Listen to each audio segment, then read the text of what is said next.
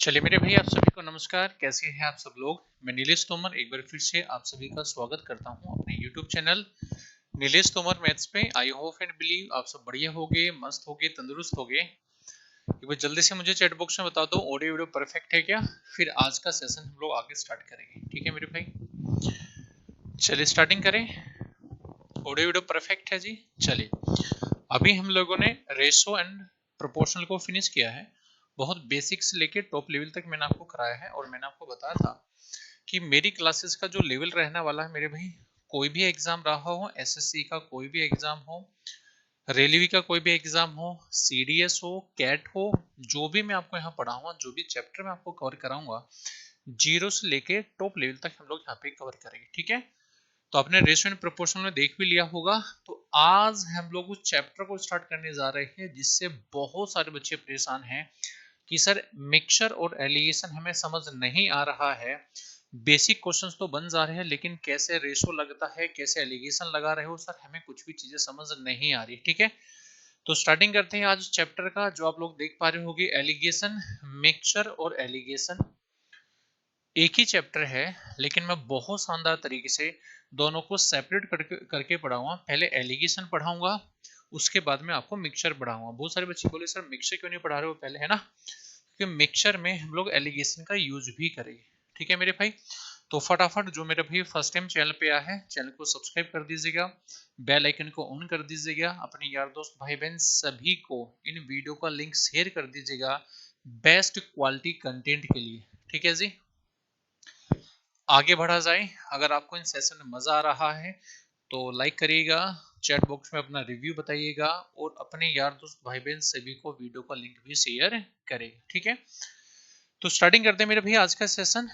ठीक है, बिना किसी देरी के बहुत प्यार से पढ़ाऊंगा। ठीक है, ऐसा नहीं है कि सीधा मैं क्वेश्चन पे ही आ जाऊंगा। ठीक है, पहले मैं आपको बताऊंगा सर एलिगेशन है क्या, एलिगेशन लगता कहाँ है, कहाँ नहीं लगेगा, किस चीज का रेशो आएगा, कहाँ हम एलिगेशन लगा सकते हैं, पहले उन सभी चीजों पे डिस्कस करेंगे। लगभग 30-35 मिनट का बिल्कुल बेसिक होगा। अच्छा, एक बात और मैं आपको कहना चाहूंगा कि बहुत सारे ऐसे मेरे भाई होंगे जिसने पहले एलिगेशन पढ़ रखा होगा, तो मेरी आपसे भी रिक्वेस्ट होगी, चाहे भले ही 2x स्पीड पे देख लेना, ये सेशन देख लेना, बहुत कुछ नया सीखने को मिलेगा, कॉन्सेप्ट भी सीखने को मिलेगा अच्छे वाला, और साथ ही साथ कुछ बढ़िया क्वेश्चंस भी प्रैक्टिस करने को मिलेगी। ठीक है, लगभग 200 से ज्यादा क्वेश्चंस कराऊंगा भाई, बिल्कुल जीरो से लेके टॉप लेवल तक। ठीक है, तो मजा आ जाएगा, ये मेरा प्रॉमिस आपसे होगा। चलिए मेरे बच्चों, ठीक है, स्टार्टिंग करते हैं मेरे भैया आज एलिगेशन। और जैसा आपको पता ही होगा कि एलिगेशन कोई चैप्टर नहीं है। ठीक है, सर एलिगेशन क्या है, तो अगर मैं बात करता हूं एलिगेशन की, जिसको हिंदी में बोलते हैं सह मिश्रण, तो एलिगेशन कोई चैप्टर नहीं है। एलिगेशन एक प्रोसीजर होता है, एक प्रक्रिया होती है जिसके माध्यम से हम लोग मिश्रणों को मिलाने का काम करते हैं। ठीक है, तो सबसे पहली बात आप हमेशा ध्यान रखना, एलिगेशन कोई चैप्टर नहीं है। एलिगेशन एक मेथड है, एक प्रोसीजर है जिसके माध्यम से हम लोग क्या करते हैं, बहुत सारे अर्थमेटिक के चैप्टरों के क्वेश्चन को सोल्व करने का काम करते हैं। मेरी बात समझ पा रहे हैं आप लोग, हाँ कि ना। चलिए तो स्टार्टिंग करते हैं। सबसे पहले ऊपर हेडिंग लगा लीजिएगा एलिगेशन और लिखिएगा कि एलिगेशन एक प्रोसीजर है, एक मेथड है जिससे हम लोग दो या दो से ज्यादा मिश्रणों को मिलाने का काम करते हैं। ठीक है जी, चलिए सर सबसे मेन लड़ाई ये नहीं है। ठीक है सर, मेन लड़ाई तो ये है कि क्वेश्चन में लिखा नहीं होगा कि आप मुझे एलिगेशन के करके दिखाओ। मैंने कहा एलिगेशन तो एक प्रोसीजर है, ये सवाल जरूरी नहीं कि हम लोग एलिगेशन से ही करें, हम लोग बेसिक से भी बना सकते हैं। मैं आपको बेसिक भी सिखाऊंगा कि अगर आप लोग क्वेश्चन को एलिगेशन से नहीं करना चाह रहे तो आप एलिगेशन के बिना बेसिक से कैसे करेंगे वो भी मैं आज आपको सिखाऊंगा। और एलिगेशन से क्या बेनिफिट होगा, एलिगेशन हमें क्यों लगाना है, उन चीजों को भी मैं आज आपको सिखाने वाला हूँ। ठीक है, तो सबसे पहली बात यह है मेरे बच्चों कि सर एलिगेशन लगेगा कहाँ। ठीक है, बहुत सारे मेरे भाई ऐसे हैं जो एलिगेशन लगाना सीख तो जाएंगे, एलिगेशन लगाना सिखा भी दिया जाएगा। ठीक है, लेकिन एलिगेशन लगता कहाँ है सर, हमें कैसे पता चलेगा क्वेश्चन पढ़ के कि ये क्वेश्चन हमारा एलिगेशन से होगा। ठीक है, कि ये क्वेश्चन हमारा एलिगेशन से बनेगा नहीं बनेगा, सर हमें कैसे पता चलेगा? तो पहले हम लोग उन बेसिक पे ही काम करने जा रहे हैं, ध्यान से मेरी बात सुनिएगा, ठीक है? सर एलिगेशन कहाँ लगेगा? सर एलिगेशन हमेशा वहां लगेगा जो चीज किसी चीज के रेस्पेक्ट में बोली जा रही हो। सर चीज रेस्पेक्ट में बोली जा रही है, कुछ समझ नहीं आ, मुझे पता है समझ नहीं आ रहा होगा। ये रेस्पेक्ट क्या है अभी मैं आपको समझाऊंगा, ठीक है? अभी मैंने आपको जवाब दिया है कि सर एलिगेशन वहां लगेगा जो चीज किसी चीज के रेस्पेक्ट में बोली जा रही होगी और सर सेम नेचर की भी होनी चाहिए। सर सेम नेचर से मतलब क्या है आपका? थोड़ा पेशेंस रखना, हर चीज बहुत क्लियर से बताऊंगा, ठीक है? जैसे मान लीजिए मैंने कहा आपके शहर में जो चीनी है उसका रेट क्या है? आपने कहा सर चीनी है 50 रुपए। मैंने कहा सही से बता मेरे भाई। आपने कहा सर 40 रुपए है। मैंने कहा नालायक 40 और 50 मत बोल, मुझे सही इंफॉर्मेशन दे। तो आपने कहा हमारे शहर में जो चीनी का रेट होगा वो होगा 50 रुपए पर किलोग्राम या 10 रुपए पर ग्राम। सर अब आपने सही बोला है, मतलब जो कॉस्ट प्राइस है वो आप उसकी क्वांटिटी के रेस्पेक्ट में बोल रहे हो। जैसे मैंने कहा आपके शहर में दूध का क्या रेट है? आपने कहा सर दूध है 80 रुपए पर लीटर। भाई जिस क्वांटिटी में लेके आओगे या जिस क्वांटिटी के रेस्पेक्ट में बात होगी आप बोलोगे कि नहीं बोलोगे? हाँ। तो सर रेस्पेक्ट से क्या मतलब है, समझ आया? हाँ। यानी मैंने कहा पेट्रोल का रेट बताओ, आपने कहा 95 रुपए पर लीटर, यानी आपने लीटर के रेस्पेक्ट में बताया, लीटर मतलब क्वांटिटी के रेस्पेक्ट में, हाँ कि ना? तो सबसे पहली बात आपको ये बात समझ आ गई कि सर हम वहां एलिगेशन लगा सकते हैं जो चीज किसी चीज के रेस्पेक्ट में बोली जा रही है ना? सर आपने एक वर्ड और यूज किया था, क्या? Same nature. हाँ सर सेम नेचर से मतलब क्या है? जैसे मैंने कहा चीनी का रेट है 40 रुपए पर केजी और पेट्रोल का रेट है 90 रुपए पर लीटर। तो पेट्रोल लीटर में होगा, चीनी केजी में होगी, तो दोनों के दोनों बोले तो जा रहे हैं रेस्पेक्ट में, एक लीटर के रेस्पेक्ट में एक केजी के रेस्पेक्ट में, लेकिन दोनों सेम नेचर नहीं है, यानी एक जैसा होना चाहिए। जैसे दूध क्या होगा लीटर में, पेट्रोल भी क्या होगा लीटर में, तो दोनों सेम नेचर के है, तो रेस्पेक्ट में भी है और नेचर में भी है, तो मतलब एलिगेशन लगाया जा सकता है। क्या मेरी बात समझ आ रही है आपको? हाँ जी।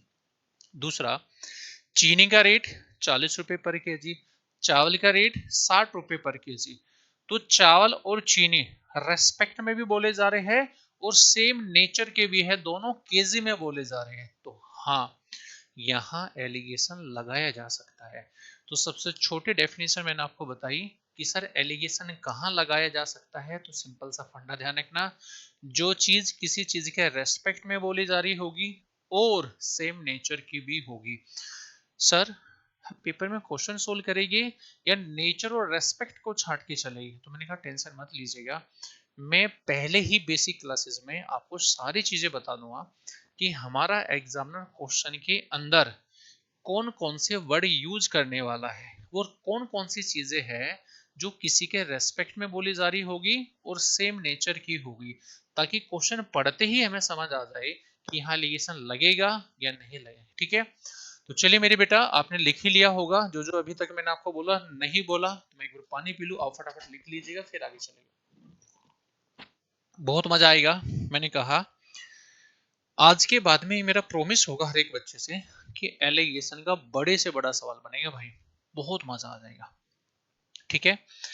तो चलिए जी अब आप हेडिंग लगा लीजिएगा, ठीक है, कि ऐसी कौन कौन सी चीजें हैं जो किसी चीज के रेस्पेक्ट में बोली जा रही है, ठीक है? अब मैं उन पे लेके चल रहा हूं आपको, प्रॉपर वे में नोट्स बनाने हैं और आगे बढ़ना है, बहुत पेशेंस से चलेगी भैया ना।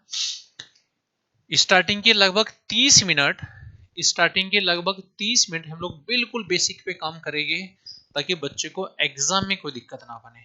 आइए जी, सबसे पहले हेडिंग लगा लीजिएगा कॉस्ट प्राइस, हिंदी बोलते हैं क्रय मूल्य, ठीक है? यानी जो कॉस्ट प्राइस होता है मेरे बेटा वो क्या बोला जाएगा? वो बोला जाएगा आपका, मैंने कहा चीनी का रेट क्या है, तो आपने कहा चीनी का रेट है 50 रुपीज पर केजी, तो जो कॉस्ट प्राइस है वो बेसिकली क्वांटिटी के रेस्पेक्ट में बोला जाएगा।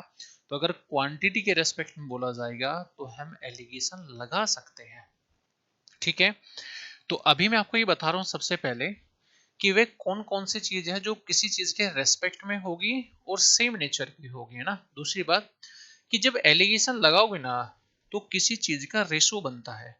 वो रेशो किस चीज का बनता है पहले मैं आपको वो समझा रहा हूं, उसके बाद में एलिगेशन लगता क्या है वो बताऊंगा, लगाने का प्रोसीजर क्या है वो मैं आपको बताऊंगा। यानी स्टेप बाय स्टेप में हर एक बेसिक डाउट को क्लियर करूंगा। तो पेशेंस के साथ में जिसमें पढ़ा रहा हूं ऐसा आपको चीज को नोट करना है। ठीक है भाई, आ जाओ जी। कॉस्ट प्राइस यानी पहले आर्टिकल का कॉस्ट प्राइस होगा तो दूसरे आर्टिकल का भी कॉस्ट प्राइस होगा। ठीक है मेरे भाई, तो जब दोनों को मिलाओगे तो मिक्सचर भी किसका बनेगा, कॉस्ट प्राइस का बनेगा। और एलिगेशन लगाने के बाद जो रेशो बनेगा वो किस चीज का बनेगा उसको ध्यान से सुनना। अभी आप इस पे फोकस मत करिएगा कि सर एलिगेशन लगाया कैसे, वो प्रोसीजर क्या है वो मैं बताऊंगा आगे चल के। अभी तो बस मैं ये बता रहा हूँ कि रेशो किसका बनेगा और किन किन में लगेगा। तो बहुत पेशेंस के साथ सुनना मेरी बात, है ना। तो मेरे बच्चों अगर हम लोग यहाँ एलिगेशन लगाएंगे ना, अगर हम यहाँ पे एलिगेशन लगाएंगे तो रेशो बनता है हमेशा क्वांटिटी यानी मात्रा। सर हमें कैसा पता चलेगा, तो नोट करके लिख लेना कान खोल के कि जो चीज जिस चीज के रेस्पेक्ट में बोली जाएगी हमेशा उस चीज का रेशो बनेगा। तो कॉस्ट प्राइस किसके रेस्पेक्ट में, तो कॉस्ट प्राइस हमेशा क्वांटिटी यानी मात्रा के रेस्पेक्ट में, केजी हो ग्राम हो किलोग्राम हो कुछ भी हो, कॉस्ट प्राइस हमेशा किसके रेस्पेक्ट में, क्वांटिटी के रेस्पेक्ट में। तो रेशो बना होगा हमेशा क्वांटिटी का। क्या बात समझ आई, हाँ। दूसरी बात, दूध लीटर में, पेट्रोल लीटर में, तो लीटर भी क्या होगा क्वांटिटी होगी, तो रेशो बनता है हमेशा क्वांटिटी का। दूसरी बात, इसको लिखा जा सकता है 50 रुपए पर किलोग्राम। यानी अगर आपको ये समझ नहीं आए कि सर किसके रेस्पेक्ट में है तो आप हमेशा ध्यान रखना उस फॉर्मूले के बटे में जो वैल्यू लिखे, कान खोल के सुनना भाई, जब क्वेश्चन कराऊंगा तो नहीं बताऊंगा। मैंने कहा जो चीज जिस चीज के रेस्पेक्ट में बोली जाएगी हमेशा उस चीज का रेशो बनेगा। या फिर इस बात को देसी भाषा में आप ये भी कह सकते हो कि उसके फॉर्मूले में जो चीज बटे में लिखी होगी हमेशा उस चीज का रेशो बनता है। ठीक है, जिस चीज के रेस्पेक्ट में बोली जा रही होगी वही चीज हमेशा बटे में लिखी होगी और हमेशा उसी चीज का रेशो बनेगा। नोट करके लिख लीजिएगा, जो चीज बटे में लिखी होगी हमेशा उस चीज का रेशो बनेगा। या जिस चीज के रेस्पेक्ट में बोला जा रहा होगा, क्योंकि जिस चीज के रेस्पेक्ट में बोला जा रहा हो वही चीज फॉर्मूले में बटे में लिखी होती है, हमेशा उसी का रेशो बनेगा। ठीक है मेरे भाई, आगे चले सवालों पे, हाँ या ना। चलो जी नेक्स्ट आगे बढ़ते हैं मेरे बच्चों। जैसे मान लीजिए अगर मैं आपसे कहूं, एक एग्जांपल मैं आपको दे दूं, मैंने कहा चीनी का रेट है 30 रुपए पर किलोग्राम, बहुत ध्यान से सुना। और मैंने कहा चावल का रेट है मान लीजिए 80 रुपए पर किलोग्राम, 80 रुपए पर किलोग्राम। दोनों को किस रेशो में मिला दे कि जो मिक्सचर है वो बन जाए जी 60 रुपए पर किलोग्राम। चीनी का कॉस्ट प्राइस, चावल का कॉस्ट प्राइस, मिश्रण का कॉस्ट प्राइस, जब एलिगेशन लगाएगी, एलिगेशन कैसे लगाएगी मैं थोड़े समय के बाद बताऊंगा। फिर कह रहा हूं एक एक बात पे हम लोग अभी फोकस कर रहे हैं। एलिगेशन बड़े में से छोटा भी माइनस करेगा, क्यों करेगा आगे बताऊंगा। इसमें से माइनस करोगे तो 30 आएगा, हमेशा बड़े में से छोटा, बड़े में से छोटा। तो रेशो बनेगा 2 और 3 का। सर ये जो रेशो बना है ना ये बना है क्वांटिटी का, यानी चीनी मिलाई होगी 2 यूनिट तो चावल मिलाए होंगे 3 यूनिट। क्या बात समझ आई, नहीं आई, पेशेंस रखो आगे समझ आएगी। ठीक है, लेकिन आज मेरा दावा होगा कि अगले 30-40 मिनट के अंदर मैं आपको चीजें बढ़िया से समझा पाऊंगा। ठीक है, आगे चलते हैं। दूसरी बात मेरे भाई, और कौन सी चीज है जो किसी चीज के रेस्पेक्ट में बोली जा रही होगी, तो मेरे बेटा बात करते हैं स्पीड यानी चाल। किसके मेरे भाई, स्पीड यानी चाल। स्पीड का फॉर्मूला क्या होगा, तो फॉर्मूला होता है मेरे भाई डिस्टेंस अपॉन टाइम। जैसे 40 किलोमीटर पर आवर। तो स्पीड किसके रेस्पेक्ट में? टाइम के रेस्पेक्ट में। बटे में क्या लिखा हुआ है? टाइम। जो चीज बटे में लिखी होगी हमेशा उस चीज का रेशो बन जाएगा। तो मतलब मैं स्पीड में एलिगेशन लगा सकता हूं जी। यहाँ पहली कार की स्पीड होगी, यहाँ दूसरी कार की स्पीड होगी, तो जब एलिगेशन लगाओगे तो यहाँ बनेगी दोनों मिक्सचर की स्पीड। तो जब एलिगेशन लगाने के बाद रेशो निकालोगे तो रेशो बनता है टाइम का। क्यों? जल्दी से बोलो क्यों। मैंने अभी समझाया कि एलिगेशन जब लगाओगे रेशो उसी चीज का बनता है जो चीज बटे में लिखी होगी या फिर जिस चीज के रेस्पेक्ट में बोला जा रहा होगा। बात क्लियर है ना? अभी बस मैं आपको ये समझाना चाह रहा हूँ कि किस चीज का रेशो बनेगा। ठीक है, एग्जाम्पल दो छोटा सा। सर बिल्कुल ले लीजिएगा, बहुत बेसिक से पढ़ा रहा हूँ भाई। मैंने कहा एक कार है, कार की स्पीड है मान लीजिए 30 किलोग्राम पर आवर। सरकार दूसरी कोई बस है, बस की स्पीड है मान लीजिए 90 किलोमीटर पर आवर। और मैंने कहा इन दोनों को किस रेशो में मिलाए कि मिलाने के बाद जो दोनों का मिश्रण बनेगा उसकी स्पीड हो जाए 70 किलोग्राम पर आवर। तो जब एलिगेशन लगाएंगे हम लोग मेरे भाई, तो मैंने कहा बड़े में से हमेशा छोटा माइनस करना है क्रॉसिंग में। इसमें से माइनस करोगे 20, इसमें से माइनस करोगे मेरे भाई 40, तो रेशो बनेगा 1 और 2 का। अभी बस मैं आपको ये समझाना चाह रहा हूँ कि रेशो किस चीज का बना। तो रेशो बनेगा टाइम का। यानी बस कार चली होगी 1 घंटा, तो मेरे भाई बस चली होगी 2 घंटा। बिल्कुल पेशेंस रखिएगा। एलिगेशन मैंने क्रॉस क्यों करा वो भी समझाऊंगा, बड़े में से छोटा ही माइनस क्यों करा वो भी बताऊंगा, दिल पे हाथ रखना सब बताऊंगा। ठीक है, आगे चले। चले अभी बस मैं ये कहना चाह रहा हूं कि रेशो किस चीज का बन रहा है बस, और कहां एलिगेशन लगेगा। आइए उसके बाद चलते हैं मेरे भाई प्रॉफिट परसेंट। आपने कहा जी जनाब, क्या होता है भाई प्रॉफिट परसेंट? प्रॉफिट परसेंटेज का मतलब होता है प्रॉफिट अपॉन सीपी इंटू में 100%। ठीक है, बटे में क्या लिखा हुआ है? सीपी। तो प्रॉफिट परसेंट किसके रेस्पेक्ट में? सीपी के रेस्पेक्ट में। अगर सीपी के रेस्पेक्ट में है तो एलिगेशन लगाया जा सकता है। तो यहां हम लोग प्रॉफिट परसेंटेज में एलिगेशन लगा सकते हैं। कैसे? पहली आर्टिकल का प्रॉफिट, दूसरे आर्टिकल का प्रॉफिट परसेंट। प्रॉफिट नहीं कह रहा हूं भाई, प्रॉफिट परसेंट, दोनों में फर्क होता है, ध्यान रखना। मिक्सचर किसका बनेगा? प्रॉफिट परसेंटेज का। जब एलिगेशन लगाओगे मेरे बच्चों तो रेशो किसका बनता है? कॉस्ट प्राइस, जिसको सीपी बोलते हैं, क्रय मूल्य का। क्यों? प्रॉफिट परसेंट हमेशा सीपी के रेस्पेक्ट में। बटे में क्या लिखा है फॉर्मूले के? सीपी। तो रेशो बनेगा हमेशा सीपी का। ठीक है, बताऊं एग्जांपल से। जैसे मान लीजिए मैंने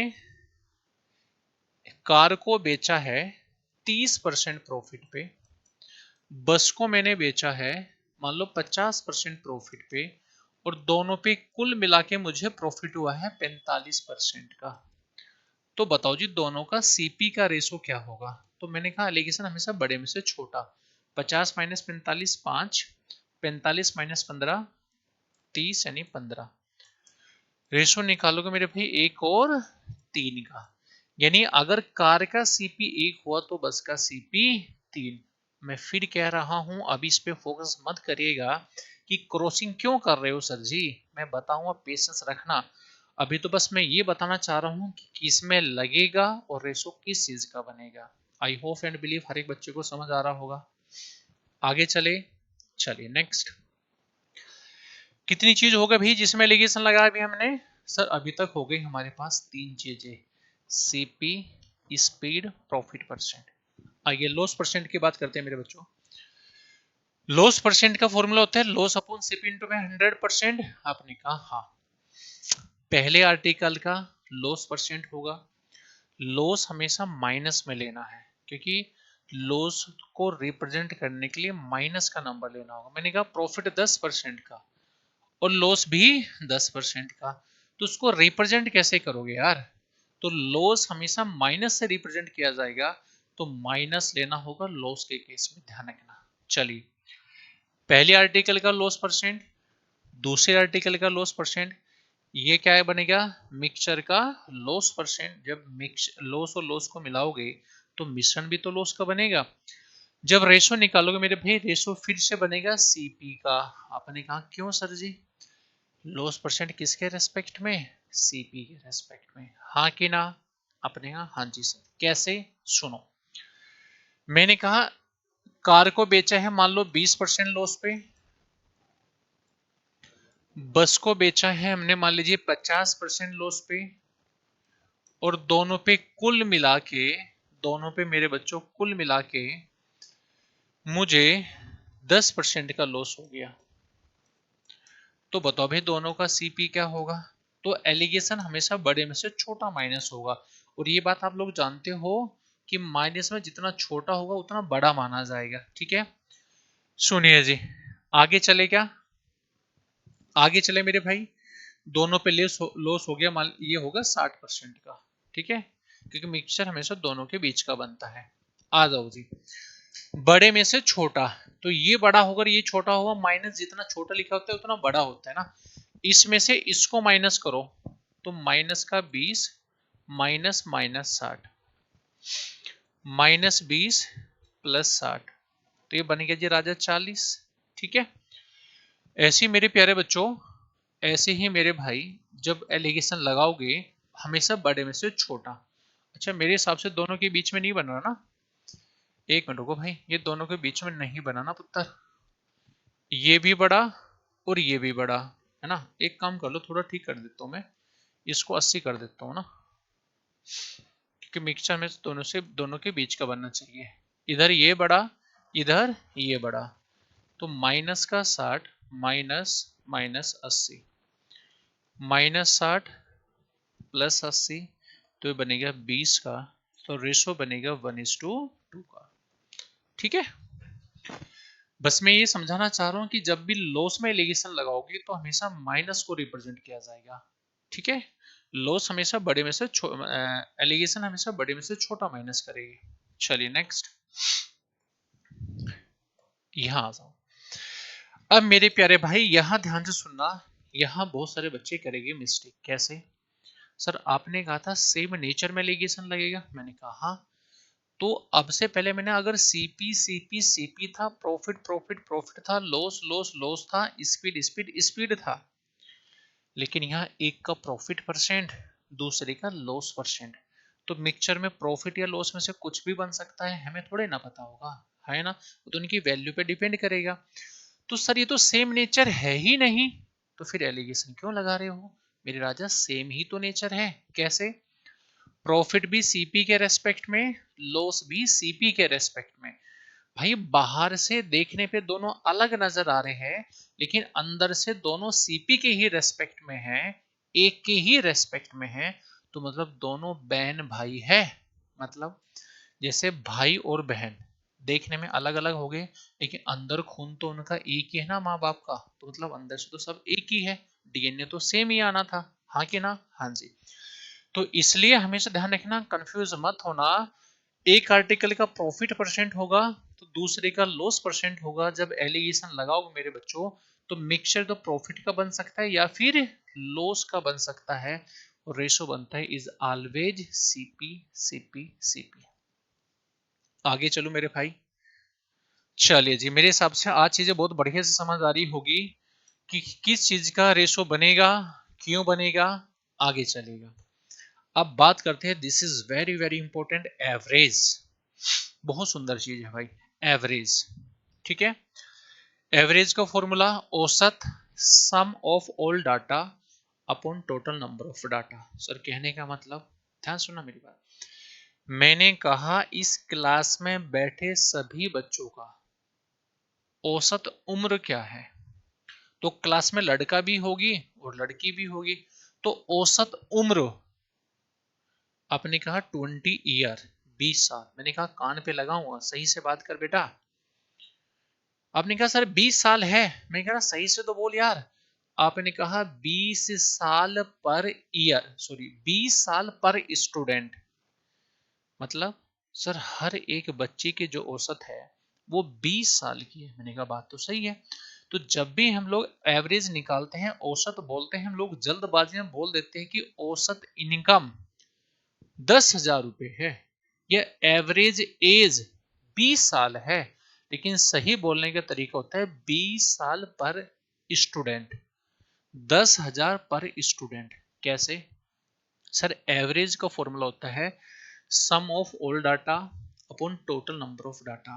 सभी बच्चों की उम्र का सम करके उनको टोटल से भाग करोगे तभी तो एवरेज निकलता है। हाँ, तो एवरेज जो होगा वो मेरे बेटा नंबर ऑफ डाटा के रेस्पेक्ट में बोला जाएगा, नंबर ऑफ पर्सन के रेस्पेक्ट में बोला जाएगा, क्योंकि बटे में लिखे हैं number of person, number of data, number of छात्र। तो मतलब एवरेज में एलिगेशन लगाया जा सकता है। पहली क्लास का एवरेज होगा, दूसरी क्लास का एवरेज होगा, दोनों का मिश्रण करोगे तो मिक्सचर भी एवरेज का बनेगा। रेशो किसका बनेगा भाई?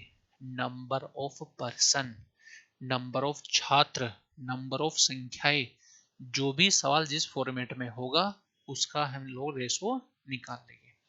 क्या बात समझ आई? हाँ, जैसे अगर मैं एग्जांपल दे दूं भाई, this is very very important, average बहुत इंपॉर्टेंट है, ध्यान रखना, ठीक है? This is very very very important, ठीक है? जैसे मैंने कहा दो क्लास है, क्लास ए और एक है क्लास बी, ठीक है? पहली क्लास में बच्चों का जो औसत उम्र है, एवरेज एज है, वो 30 साल है। दूसरी क्लास के बच्चों की औसत उम्र मान लीजिए 50 साल है, दोनों की औसत उम्र मान लीजिए 40 साल है। एलिगेशन लगाओगे 10 और 10 यानी 1:1। मैंने कहा अति सुंदर। ये रेशो किसका बना? रेशो बना होगा नंबर ऑफ स्टूडेंट। क्लास ए में अगर एक बच्चा होगा तो क्लास बी में भी एक ही बच्चा होगा। कहने का मतलब अगर एवरेज में एलिगेशन लगाओगे तो नंबर ऑफ पर्सन का रेशो बनता है। Got it my point? Yes sir. Average में एलिगेशन क्यों लगाया? क्योंकि नंबर ऑफ पर्सन के रेस्पेक्ट में बात होती है एवरेज में। आइए तो एवरेज के बाद चलते हैं मेरे भाई।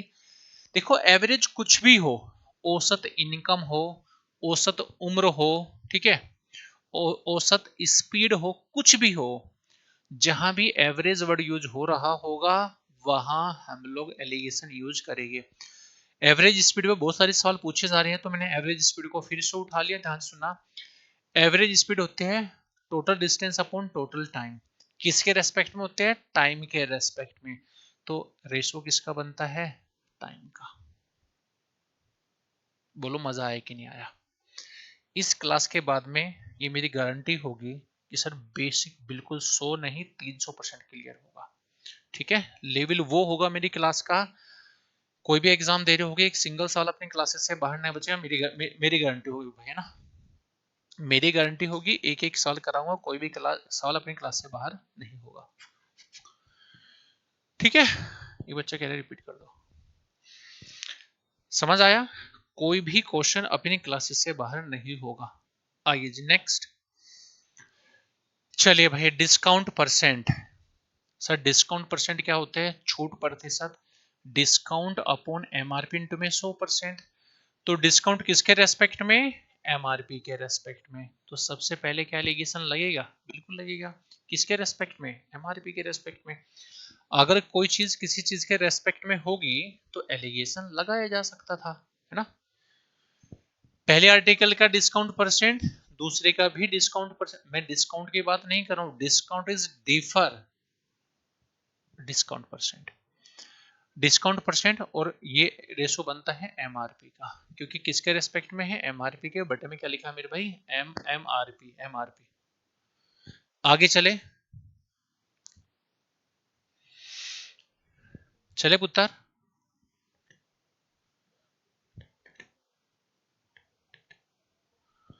बढ़े आगे भाई।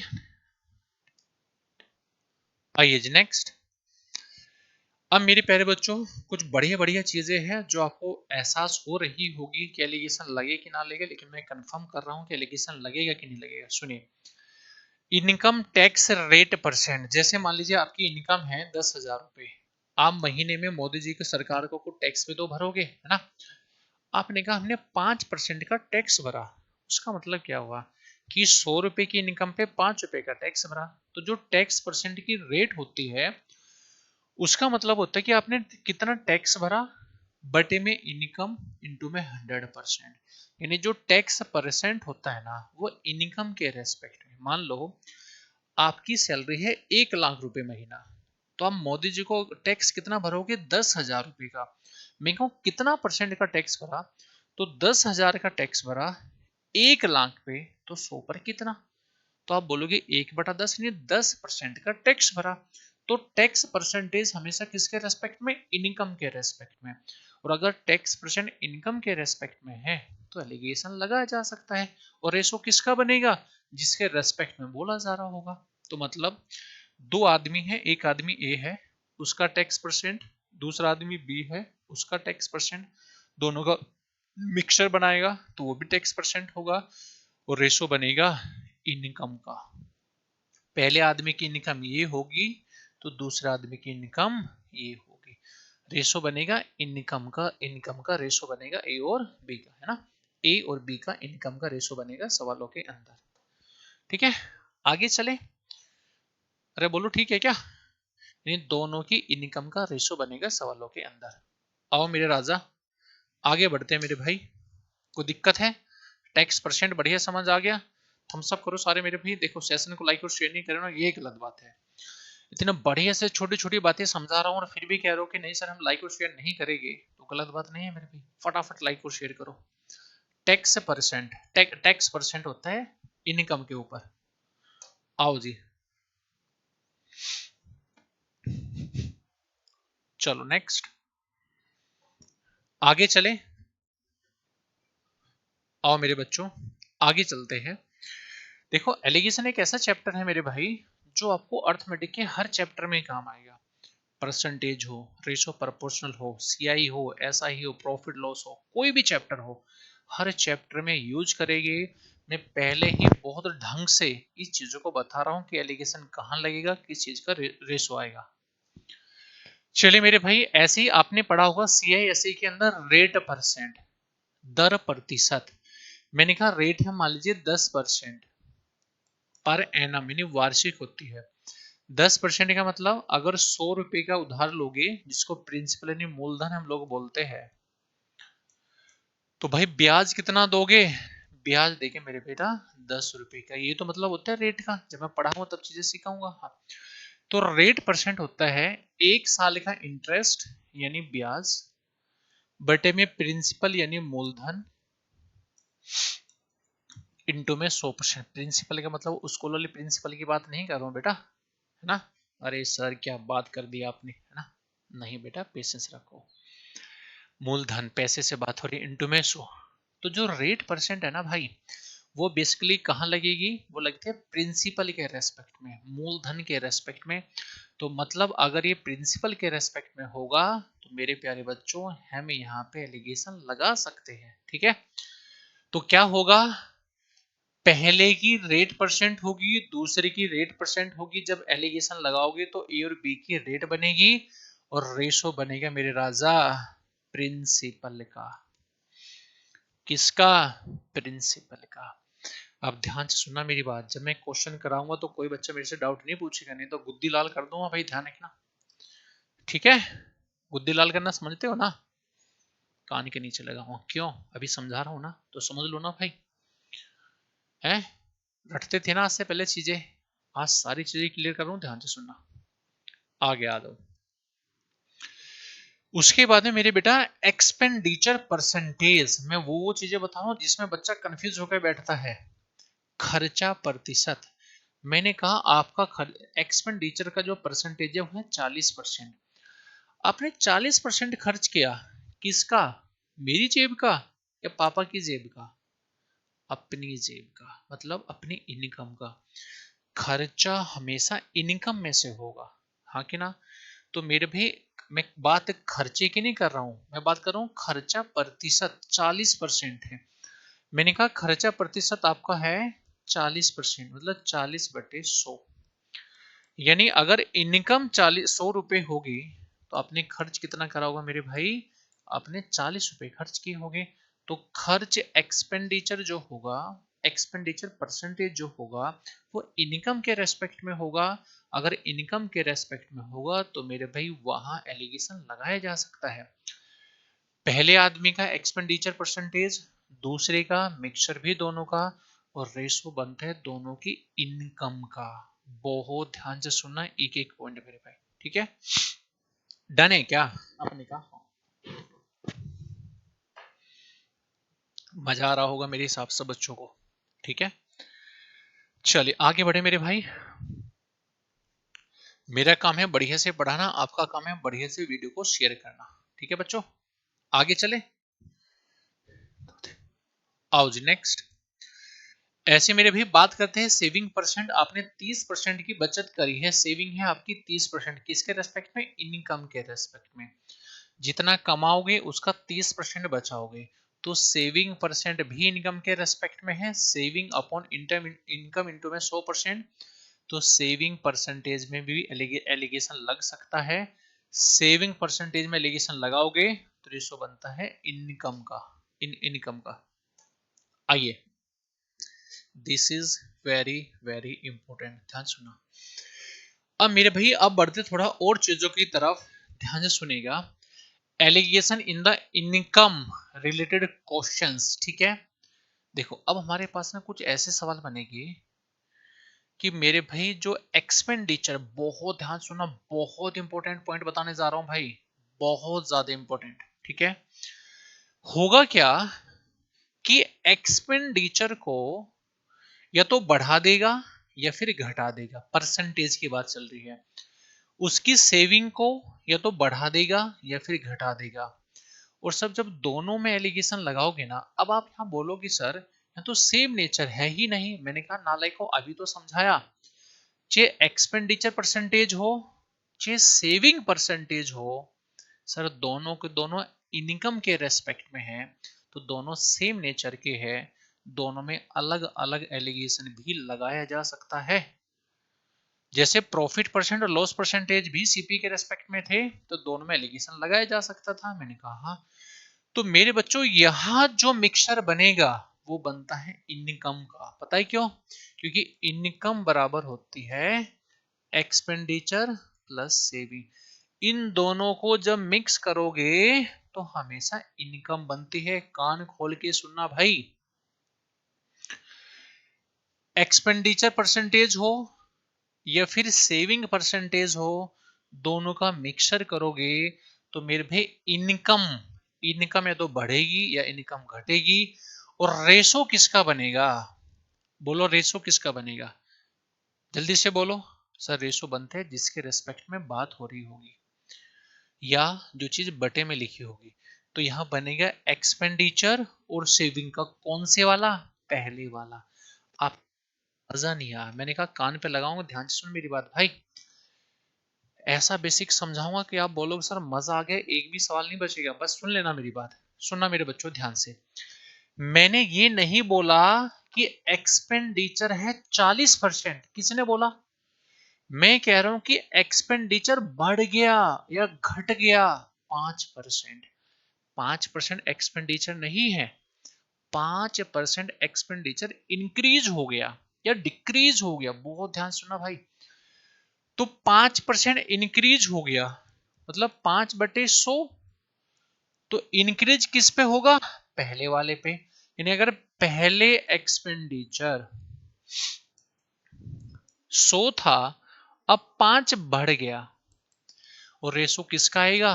जो चीज बटे में लिखा होगा। कान खोल के सुनना, जो बोल दूंगा भाई उससे बाहर कॉन्सेप्ट नहीं जाएगा। रेशो हमेशा उस चीज का आएगा जो चीज बटे में लिखा होगा। तो बटे में यहाँ इनकम नहीं है, 5% एक्सपेंडिचर नहीं है, 5% एक्सपेंडिचर इंक्रीज हो गया। तो किससे इंक्रीज होगा बे? पहले वाले खर्चे से।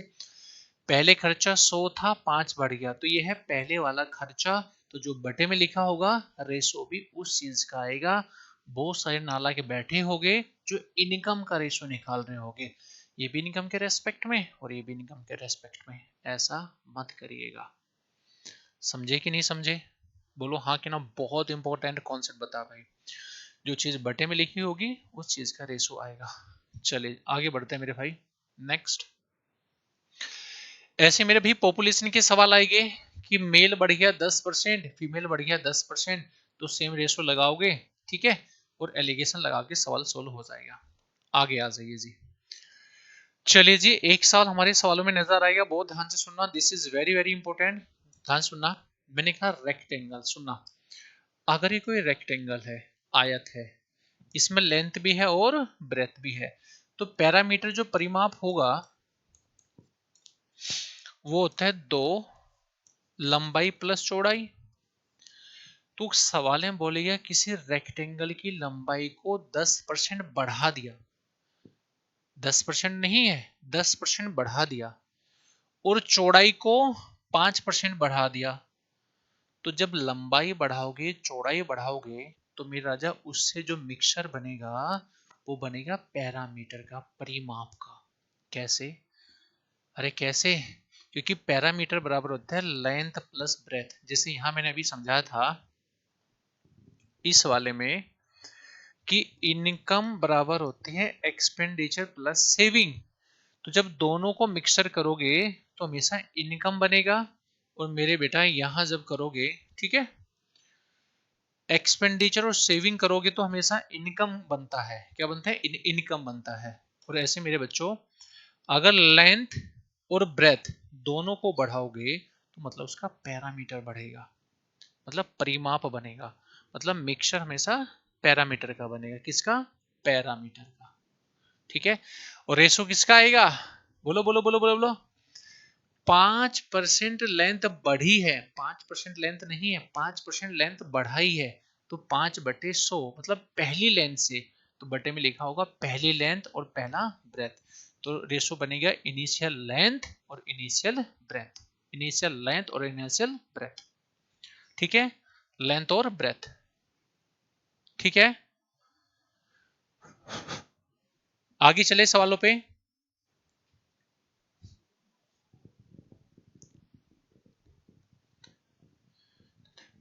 चलिए मेरे भाई आगे बढ़ते हैं बच्चों। Last point but not least, this is very very important भाई। सबसे ज्यादा बच्चा अगर कहीं जिंदगी में कंफ्यूज होगा तो वो होते हैं कंसंट्रेशन, सांद्रता। यहां मेरे भाई बहुत परेशान हो गए, यहां मेरी बात को बड़े ध्यान से सुनना। सबसे ज्यादा इंपॉर्टेंट और सबसे ज्यादा कंफ्यूजिंग अगर कोई है वो है कंसंट्रेशन, सांद्रता। क्या होती है? अगर देसी भाषा में आप बात करूं, एक छोटा सा एग्जांपल मैं आपको बताना चाह रहा हूं, ध्यान सुनना। मान लीजिए मैंने कहा एक मिक्सचर हमारे पास में है जिसमें मिल्क और वाटर 60 और 40 है, मिल्क है 60 और पानी है कितना? 40। तो मैं आपसे पूछना चाह रहा हूं कि मेरे प्यारे बच्चों, कंसंट्रेशन ऑफ मिल्क, मिल्क का कंसंट्रेशन क्या है? तो ध्यान रखना, मिल्क है कितना? 60। टोटल कितने मिक्सचर में से? 100 पे, तो 100 पर कितना आप बोलोगे? 60% मिल्क है।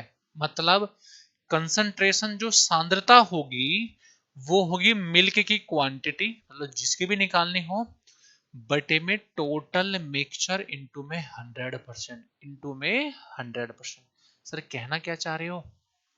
मैं ये कहना चाह रहा हूं मेरे भाई, मैं ये कहना चाह रहा हूं, बहुत ध्यान से सुनना एक एक बच्चा, कि सर कंसंट्रेशन, ये जो सांद्रता होगी ना, कंसंट्रेशन जो सांद्रता होगी वो हमेशा टोटल मिक्सचर के रेस्पेक्ट में लगेगी। आप एलिगेशन, आप एलिगेशन चाहे मिल्क पे लगा लेना, मिल्क की कंसंट्रेशन पे लगा लेना, चाहे पानी की कंसंट्रेशन पे लगा लेना, रेशो हमेशा टोटल मिक्सचर का बनेगा, क्योंकि कंसंट्रेशन हमेशा टोटल मिक्सचर के रेस्पेक्ट में निकाली जाएगी। बोलो हाँ कि ना? जैसे अगर मैं एक छोटा सा एग्जांपल और आपको दे दूं, ध्यान सुनो। अच्छा, कंसंट्रेशन का मतलब क्या समझ रहे हो आप लोग? सुनो, देसी भाषा में समझ लो, क्वांटिटी इन परसेंटेज। लिखो नोट करके, लिखो जल्दी से नोट करके। कंसंट्रेशन का मतलब होता है quantity in percentage, quantity in percentage. अगर कहीं किसी सवाल में आपको क्वांटिटी परसेंटेज में नजर आ जाए तो दिमाग खोल लेना कि वो कंसंट्रेशन है सांद्रता है, सांद्रता हमेशा टोटल मिक्सचर के रेस्पेक्ट में निकाली जाएगी। अगर टोटल मिक्सचर के रेस्पेक्ट में निकाली जाएगी तो एलिगेशन लग जाएगा। और रेशो किसका बनेगा? टोटल मिक्सचर का। जैसे एक छोटा सा एग्जांपल समझा रहा हूं, नहीं समझा सुनिएगा। मेरे प्यारे बच्चों, मान लीजिए मैंने आपसे कहा ये कोई क्लास है, 10th क्लास है, इसमें लड़के भी है और लड़कियां भी है। मैंने कहा इस क्लास में लड़के हैं 30 और लड़कियां हैं मेरे बेटा 20। मैं कह रहा हूं कि मुझे लड़कों का कंसंट्रेशन बताओ कितना आएगी, सांद्रता कितनी आएगी। ठीक है, तो आप बोलोगे मेरे प्यारे भाई कि लड़के हैं 30, टोटल 50 में से तो 100 पर कितना। आप बोलोगे लड़के हैं टोटल 60%। मैं कहूं लड़कियों का कंसंट्रेशन बताओ, सांद्रता बताओ। हालांकि लिक्विड में लगते हैं, लेकिन मैं एक एग्जांपल ले लूं, बस आपको बता रहा हूं। लड़की 20 है, टोटल 50 में से तो 100 पर कितना। आप बोलोगे 40%। हाँ कि ना? यानी मेरे बच्चों, अगर लड़के 20-30 है और लड़कियां 20 है तो आप इसको कह सकते हो कि लड़कियां है 60% और ये है मेरे भाई 40%। देखो ये नंबर में क्वांटिटी है, ये है क्वांटिटी नंबर में, और ये भी तो क्वांटिटी है लेकिन परसेंटेज में। तो देसी भाषा में आपको चीजें समझा दी कि कंसंट्रेशन यानी सांद्रता कुछ भी नहीं है बल्कि क्वांटिटी इन परसेंटेज है भाई, क्वांटिटी इन परसेंटेज। हाँ कि ना?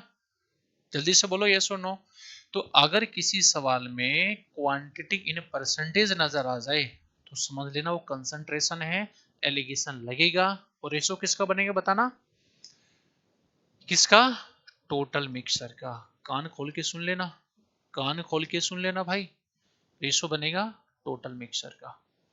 किसका? टोटल मिक्सचर का। बटे में क्या लिखा है? Total student. बटे में क्या लिखा है? Total student.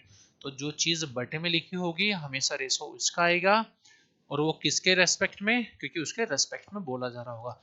रेशो हमेशा उस चीज का बनता है जिस चीज के रेस्पेक्ट में बोला जा रहा होगा, और जिस चीज के रेस्पेक्ट में बोला जा रहा हो वो चीज हमेशा बटे में लिखी होगी, और रेशो हमेशा बटे वाली चीज का आएगा। समझ आया? बोलो हाँ कि ना। मेरे हिसाब से हर एक बच्चों को समझ आ गया होगा, कोई भी मेरा भाई ऐसा नहीं है जो कहे कि इसे समझ नहीं आया। बोलो भाई, अगर इतना बेसिक हमें समझ आ गया तो अब हम लोग हल्का हल्का आगे बढ़ने के लिए तैयार हैं। हाँ, अभी मैंने दो ही चीजें बताई केवल कि सर एलिगेशन किस किस में लगेगा और रेशो किस चीज का बनेगा। मैं अपनी बात को एक बार फिर से रिपीट कर रहा हूं, ध्यान सुनना। सर एलिगेशन कहाँ लगेगा? जो चीज किसी चीज के रेस्पेक्ट में होगी और सेम नेचर की होगी वहां एलिगेशन लगाया जा सकता है। अब मैंने कहा सर वो कौन कौन सी चीज है जो सवालों में एग्जामिनर यूज करेगा। मैंने आपको सारी चीजें बता दी। रेशो किसका बनता है? जो चीज जिस चीज के रेस्पेक्ट में बोली जाएगी, या देसी भाषा में फॉर्मूले में जो चीज बटे में लिखी होगी उस चीज का रेशो बनता है। आई होप एंड बिलीव हर बच्चे को समझ आ गया होगा। अब हमें आगे बढ़ना चाहिए। ठीक है बेटा, चलिए जी। तो मेरे प्यारे बच्चों यहां तक कहानी क्लियर है, तो अब बढ़ते हैं थोड़ा सा और आगे हम लोग। ठीक है, कुछ बेसिक बातों पे और डिस्कस करेंगे, उसके बाद फिर हम लोग आगे बढ़ेंगे। चलो जी। अब बात मैं कर रहा हूं कि सर ऐसी कौन कौन सी चीज है जिसमें एलिगेशन नहीं लगेगा, लेकिन आपको ये ऐसा जरूर होगा कि यहाँ एलिगेशन लगना चाहिए बट लगेगा नहीं। तो वो क्या क्या हो सकती है? ध्यान से सुनना। सबसे पहले क्वांटिटी, मात्रा। आप बोलोगे क्यों? मैंने कहा 50 किलोग्राम, मैंने कहा 90 लीटर। आप बोलोगे कि सर 50 किलोग्राम तो किलोग्राम के रेस्पेक्ट में हो गया, 90 लीटर लीटर के रेस्पेक्ट में हो गया, तो एलिगेशन लगा लो ना। नहीं, किलोग्राम और लीटर ये रेस्पेक्ट में नहीं है, बल्कि ये तो इनको नापने की एक यूनिट है। किलोग्राम, लीटर, ग्राम। तो क्वांटिटी किसी के रेस्पेक्ट में नहीं बोली जाती, तो ध्यान रखना मेरे राजा, एलिगेशन नहीं लगाओगे क्वांटिटी के अंदर। कान खोल के सुनना। आपको एहसास होगा कि एलिगेशन लग सकते हैं लेकिन नहीं लगेगा। उसके बाद में टाइम 2 घंटे 5 मिनट 10 सेकंड। आप बोलोगे सर घंटे मिनट और सेकंड के रेस्पेक्ट में तो है। मैंने कहा मेरे राजा, घंटे मिनट और सेकंड जो है ना भाई, वो कुल मिला के इनको नापने की एक यूनिट है ना। वो तो समय को बताने की यूनिट है। समय किसी के रेस्पेक्ट में थोड़े ना है, तो अगर रेस्पेक्ट में नहीं है तो एलिगेशन नहीं लगेगा। उसके बाद में बात करते हैं distance.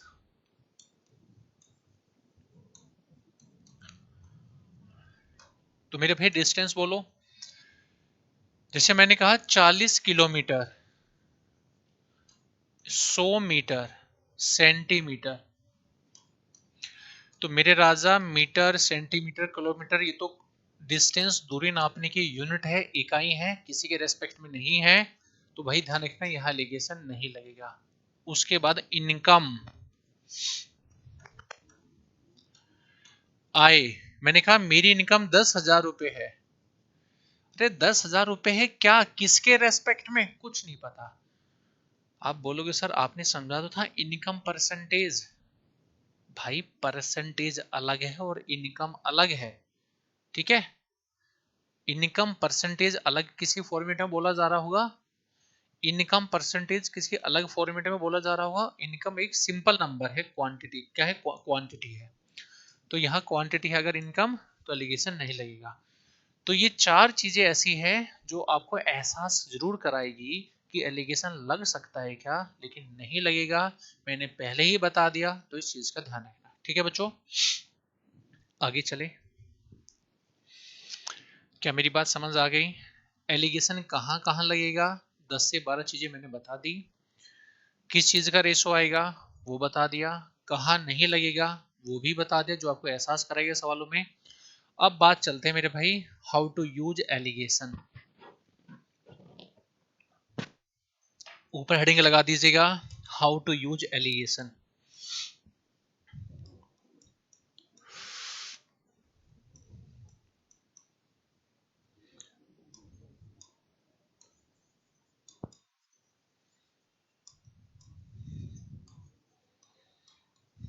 How to use alligation method. Sir alligation method use कैसे होगा, this is very very important. मैंने देखा अक्सर बच्चे ना रट के बैठ जाते हैं कि बड़े में से छोटा माइनस कर लो, जो अब तक मैं आपको बता रहा था ना, अब मैं आपको चीजें प्रूव कर रहा हूँ ना, कि बड़े में से छोटा माइनस कर लो, क्रॉसिंग में कर लो, ऐसे कर लो, वैसे कर लो। आज मैं आपको बताऊंगा ऐसा हो क्यों रहा है, ध्यान से सुनो सारे बच्चे। पहले मैं एक छोटा सा एग्जांपल ले रहा हूँ, मेरी बात को सुनना। मैंने कहा मेरे पास दो टाइप की चीनी है, पहली टाइप और दूसरी टाइप। मेरे पास दो टाइप की चीनी है, पहली का रेट है 30 रुपए पर केजी, दूसरी का रेट है मेरे प्यारे बच्चों 70 रुपए पर केजी। तो इन दोनों को किस रेशो में मिलाऊं, इन दोनों को किस रेशो में मिलाऊं कि मिलाने के बाद जो नया मिक्सचर बनेगा, उस मिक्सचर का, यानी पहले चीनी को मिला दिया दूसरी चीनी को मिला दिया, जो एक मिक्सचर बनेगा, उस मिक्सचर का जो कॉस्ट प्राइस है वो हो जाए मान लीजिएगा 60 रुपए पर किलोग्राम। बहुत प्यार से सुनना एक एक बात, आज बिल्कुल बेसिक से बता रहा हूँ, बिल्कुल जीरो लेवल से। मैंने कहा दो टाइप की चीनी है, एक का रेट है 30 रुपए पर किलोग्राम, एक का रेट है 70 रुपए पर किलोग्राम। दोनों को किस रेशो में मिलाए कि जो मिक्सचर बनेगा वो बन जाए 60 रुपए पर किलोग्राम। अगर हम बेसिक से करें तो मेरे प्यारे भाई मान लीजिए मैंने कहा किस रेशो में मिलाए, कितनी क्वांटिटी मिलाए। तो मैंने मान लिया, अगर मैं बेसिक से समझाऊं, ध्यान से सुनना सारे मेरे बच्चे। मैंने मान लिया कि यार 1 किलोग्राम ये वाली चीनी है और मेरे भाई 20 किलोग्राम मेरे पास ये वाली चीनी है। तो जब दोनों का मिश्रण बनाओगे तो 1 किलोग्राम यहाँ से 20 किलोग्राम यहाँ से, तो टोटल चीनी क्या बनेगी हमारे पास है A+B। अरे बोल तो दो हाँ कि ना, हाँ, बहुत ध्यान सुना। अब मुझे आप ये बता दो बस छोटी सी बात, अगर 30 रुपए के हिसाब से मैं 1 किलोग्राम चीनी खरीदी है तो मेरा कॉस्ट प्राइस कितना बनेगा। मेरा कॉस्ट प्राइस कितना बनेगा, तो आप बोलोगे 30A। ठीक है, अगर 70 रुपए के भाव से 20 किलोग्राम चीनी मैंने खरीदी है, तो भाई कितना खर्चा होगा, 70B का खर्चा होगा। बोलो हाँ या ना। अगर 1 किलोग्राम खरीदी है 30 के भाव से, तो इतना खर्चा होगा। अगर 70 रुपये पर किलोग्राम के हिसाब से 20 किलोग्राम खरीदोगे तो हमारा इतना खर्चा होगा। आपने कहा हाँ।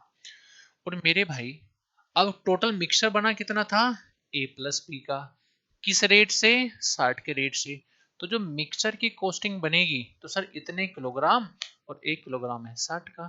इतने किलोग्राम खरीदा, 1 किलोग्राम कितने का मेरे भाई, 60 का। तो मिक्सचर की कॉस्टिंग इतनी आ जाएगी।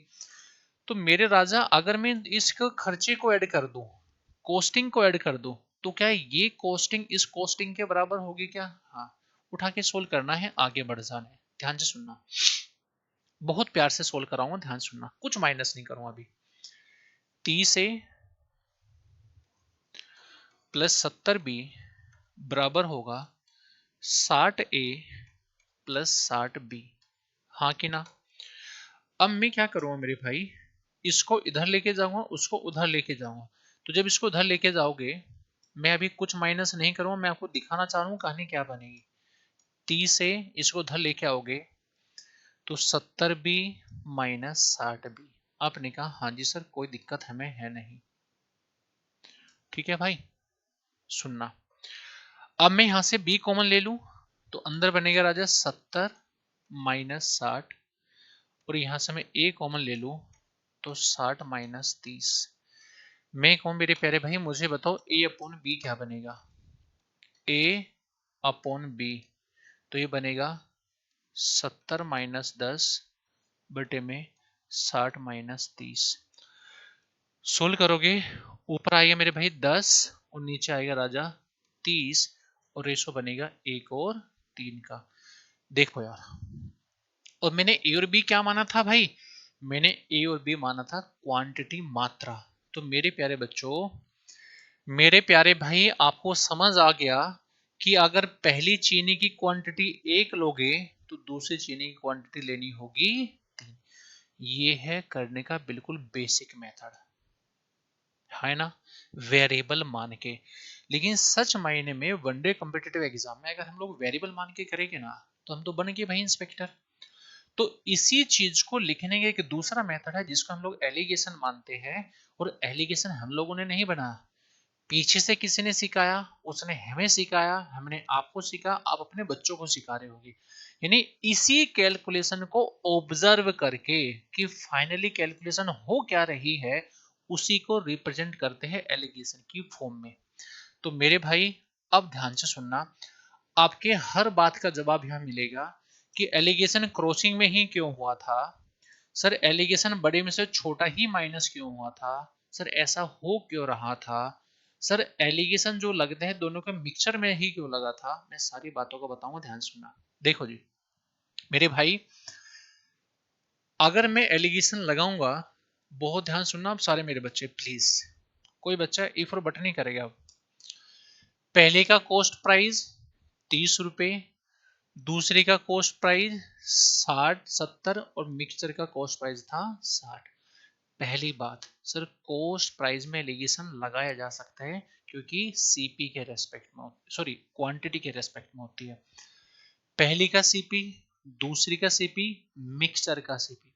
देखो पहला पॉइंट जो आपका डाउट बनना चाहिए, क्या सर ये जो मिक्सचर का सीपी होगा ना, ये जो मिक्सचर का मान होगा, हमेशा एक से बड़ा होगा और दूसरे से छोटा होगा। मिक्सचर ही तो होता है, मतलब औसत ही। मिक्सचर हमेशा मतलब औसत वैल्यू होती है। औसत वैल्यू मतलब दोनों के बीच का मान। ये मान इससे छोटा नहीं हो सकता, ये मान इससे बड़ा नहीं हो सकता। हमेशा ध्यान रखना, मिक्सचर की जो वैल्यू होगी बेसिकली वो औसत होता है। मिक्सचर की जो वैल्यू होती है हमेशा औसत होगा। औसत हमेशा दोनों संख्याओं के बीच में होगा, ये ध्यान रखना। अगर ये संख्या दोनों के बीच की नहीं है ना, तो मतलब हमारा डाटा गलत है, हमारा सवाल गलत है। इस चीज का ध्यान रखना, हमारा सवाल क्या होगा, सवालों में गलत होगा एग्जाम में। आ जाओ जी, अब मैंने कहा एलिगेशन कैसे लगाओगे, एक तो क्रॉसिंग में लगाओगे, क्रॉसिंग में लगाओगे और बड़े में से छोटा माइनस करोगे।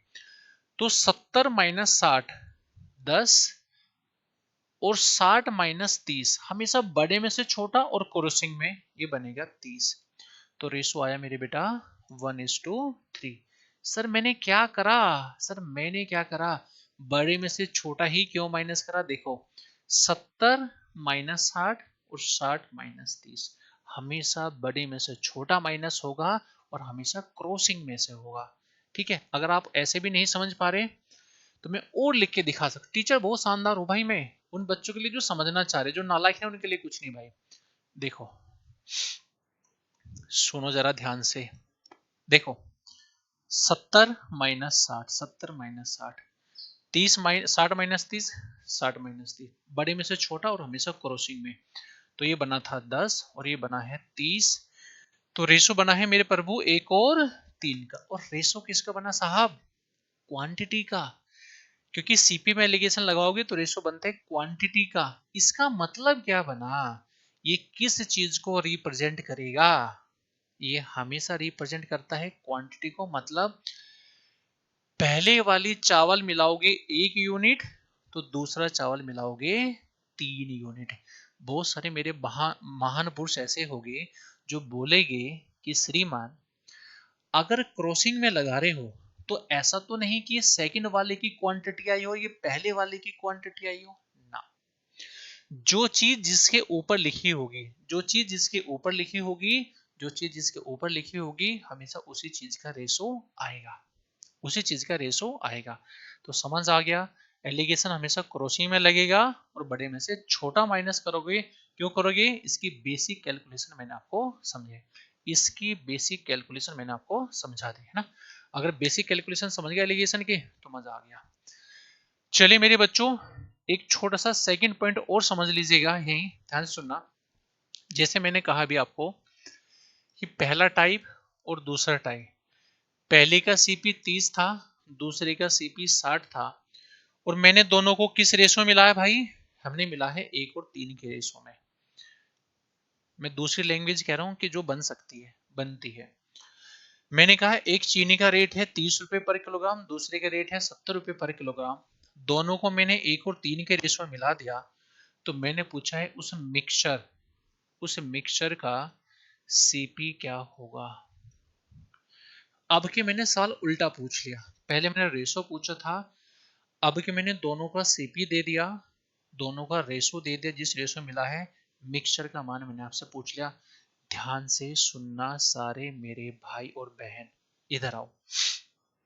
आज मैं आपको ऐसी सी बात बताऊंगा कि आप बोलोगे मजा आ गया। सुनना, क्या करना, इन दोनों का डिफरेंस ले लो।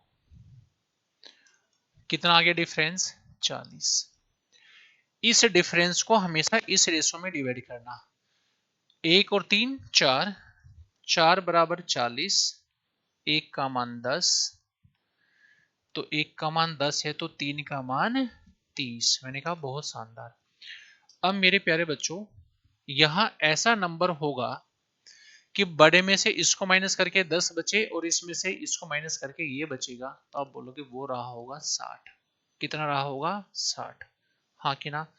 आप बोलोगे सर आपने फील्डिंग तो सेट कर दी, लेकिन ऐसा करा क्यों, डिफरेंस को रेशो में ही क्यों बांटा। मेरी क्लास में हर चीज का जवाब मिलेगा भाई। सुनना मेरे नालायक बच्चों, एक बात बताओ, दोनों का डिफरेंस कितना था, 40, और यहां कितना लिखा हुआ है, 10 और 30 है 40। अरे जितना इनका डिफरेंस होगा वो डिफरेंस का सम यही तो लिखा होगा, डिफरेंस का सम यही तो लिखा होगा। 10 और 30 40 और डिफरेंस 40। आपने कहा सर मजा आ गया। तो हमेशा ध्यान रखना, अगर ऊपर की दोनों वैल्यू पता है और नीचे का रेशो पता है, मिक्सचर का मान निकालना है, तो इस डिफरेंस को इस रेशो में डिवाइड कर देना और ऐसी फील्डिंग सेट करना, ऐसा नंबर निकालना कि इसमें से माइनस करके 10 बचे और इसमें से वो माइनस करके 30 बचे। क्योंकि मिक्सचर हमेशा एक के बीच का होगा, दोनों के बीच का होगा, तो एक से बड़ा दूसरे से छोटा। क्या बात समझे, क्या ये मैंने रेशो को क्यों बांटा वो समझ आ गया। ठीक है, अगर और बढ़िया से समझना चाह रहे हो तो देखो मेरे भाई, अगर मैं इसको वेरिएबल फॉर्म में भी आपको बताऊं, कि मैंने ऐसा क्यों करा, ध्यान से सुनना। देखो मैं आपको बहुत प्यार से समझा रहा हूँ। एक आर्टिकल का सीपी है मान लीजिए x रुपए, दूसरे आर्टिकल का सीपी y रुपए, मिक्सचर का सीपी है मान लीजिए z रुपए। और मैंने कहा मेरे बच्चों, मैंने कहा मेरे भाई y बड़ा है x से, या x बड़ा ले लो y से।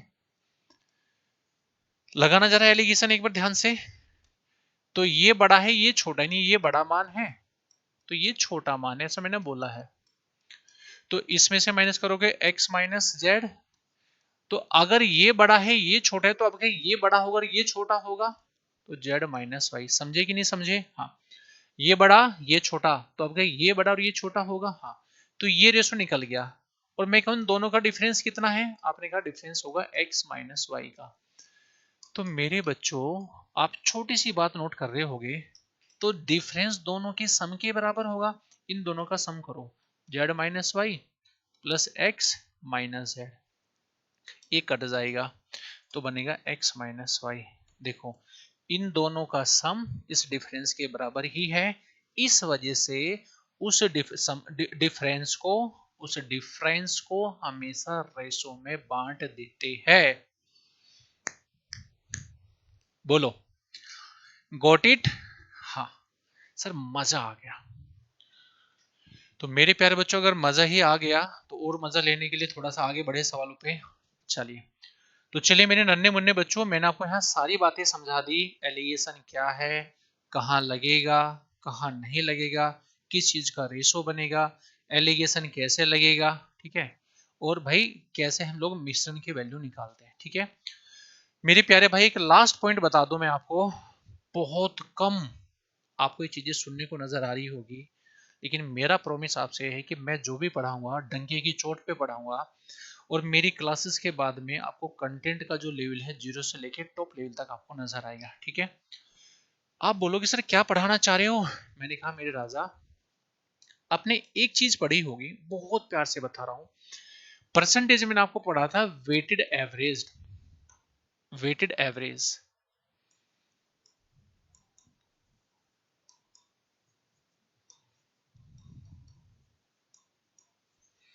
एक बार भाई मैं रिपीट करा दूं ये मेथड कौन सा है। ठीक है, बहुत ध्यान से सुनना भाई। मैंने कहा दो क्लास है, क्लास ए है, क्लास बी है। क्लास ए में टोटल 30 बच्चे हैं, क्लास बी में टोटल 20 बच्चे हैं। ये है नंबर ऑफ स्टूडेंट। क्लास ए का जो पासिंग परसेंटेज है, पासिंग परसेंटेज, क्लास ए में जो बच्चे पास हुए हैं वो 60% बच्चे पास हुए हैं, क्लास बी में 80% बच्चे पास हुए हैं। मैं कह रहा हूं सर मुझे बताओ दोनों कुल मिला के दोनों क्लास में कितना परसेंट बच्चा पास हुआ है ए प्लस बी में? बहुत ध्यान से सुनेंगे मेरे भाई, बहुत ध्यान से, बहुत मजा आएगा।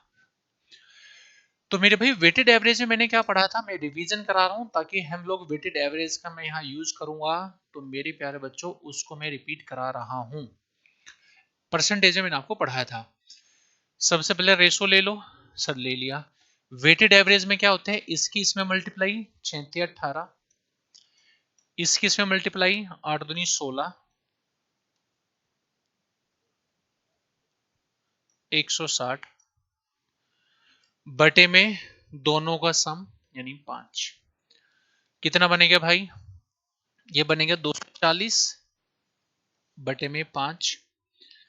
तो बनेगा, इससे काटोगे 2 बार और 24 दूनी 48। यानी दोनों क्लास में जो बच्चे पास हुए हैं वो है मेरे बेटा 48% की वेटेड एवरेज है, जो मैंने पहले से पढ़ा रखे हैं, बस रिवीजन करा रहा हूँ।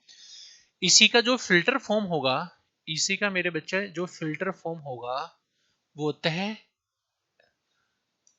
Deviation method.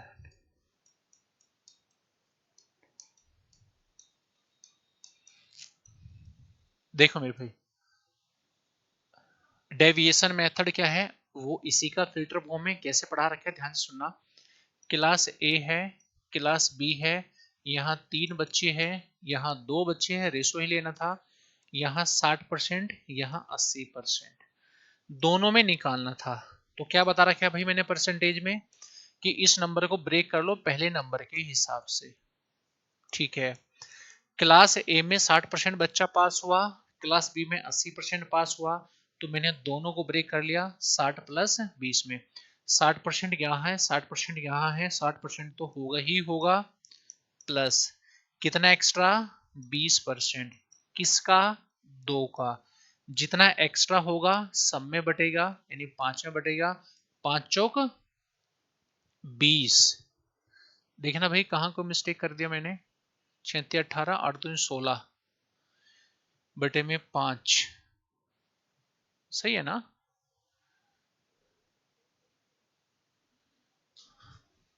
चलो देख लेंगे हम, कहीं मिस्टेक तो नहीं कर रहे ना अभी।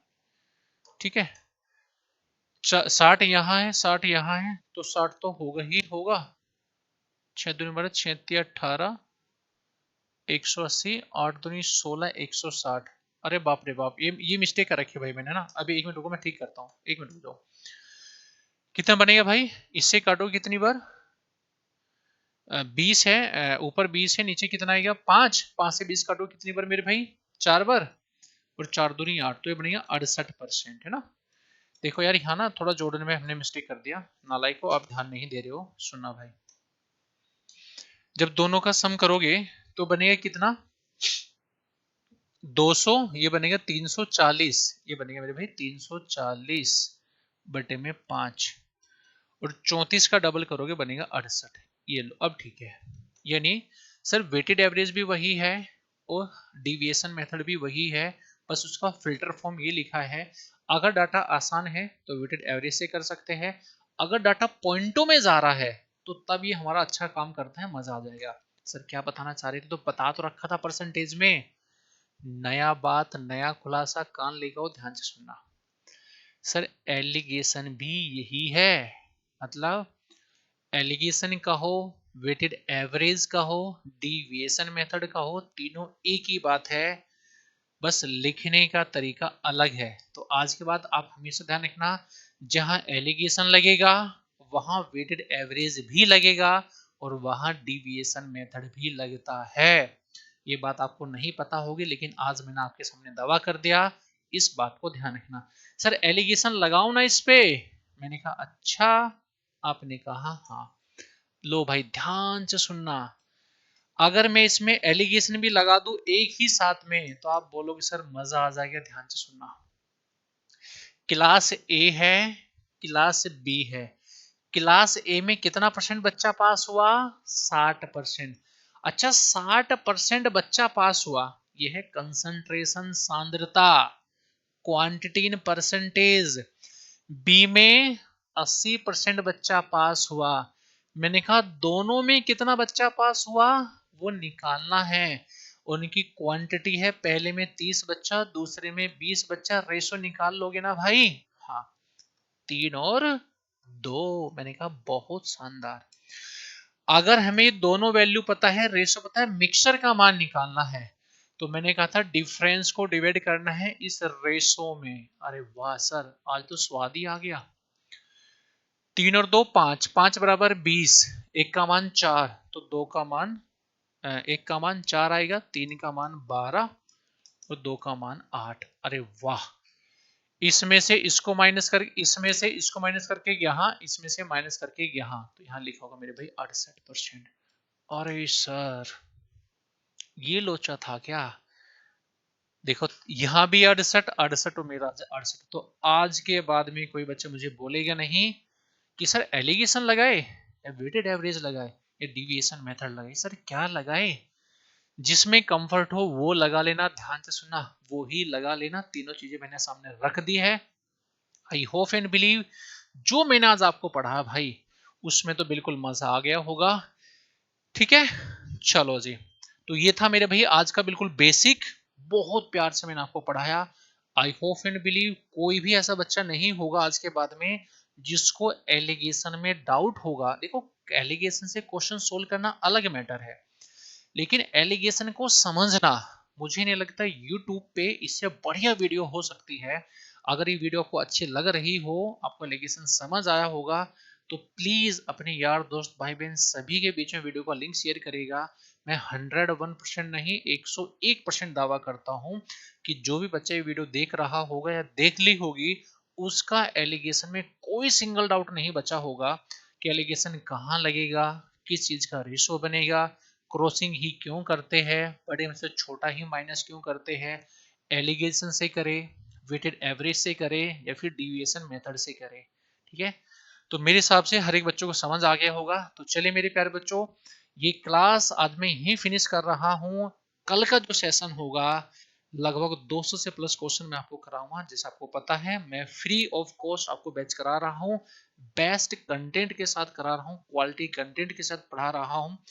मेरी क्लासेस में क्वालिटी का तो कॉम्प्रोमाइज हो ही नहीं सकता, आप लोग बड़ी ऐसी चीजें जानते हो। ठीक है, वीडियो का लिंक शेयर करिएगा यार दोस्त भाई बहन के पास में। जो मेरे भाई फर्स्ट टाइम चैनल पे आ रहे हैं, प्लीज भाई चैनल को सब्सक्राइब करेगा, यार दोस्त भाई बहन सभी को शेयर करेगा, बेल आइकन को ऑन करेगा, और अपना वैल्यूएबल फीडबैक मुझे चैट बॉक्स में जरूर बताइएगा कि कैसा लग रहा है आपके सेशन। ठीक है, तो चलिए मेरे भाई आज के लिए इतना रखूँ, टेक केयर भाई, मजे करेगा। बहुत प्यारा कॉन्सेप्ट मैंने आज आपको पढ़ा दिया जी। ठीक है, तो ये कंटेंट अब आपके लिए मैंने छोड़ दिया है मेरे भाई। कल से हम लोग क्वेश्चन की स्टार्टिंग करने जा रहे होंगे, 200 प्लस क्वेश्चन। जी हाँ, कोई भी एग्जाम रहा होगा सॉल्यूशन एक ही होगा, तोमस सर की क्लासेस। एसएससी का सिंगल एग्जाम रहा हो, सीपीओ, सीएचएसएल, एमटीएस, ठीक है, बैंकिंग का कोई एग्जाम हो, रेलवे का सिंगल एग्जाम हो, कैट हो, सीडीएस हो, सबका सॉल्यूशन होगा अपनी तोमस सर की क्लासेस। ठीक है, तो नीलेश तोमर मैथ्स को चैनल को सब्सक्राइब करेगा, बेल आइकन को ऑन करेगा, और मेरे भाई शेयर करेगा। ठीक है, तो चलिए आज के लिए इतना, टेक केयर, बाय।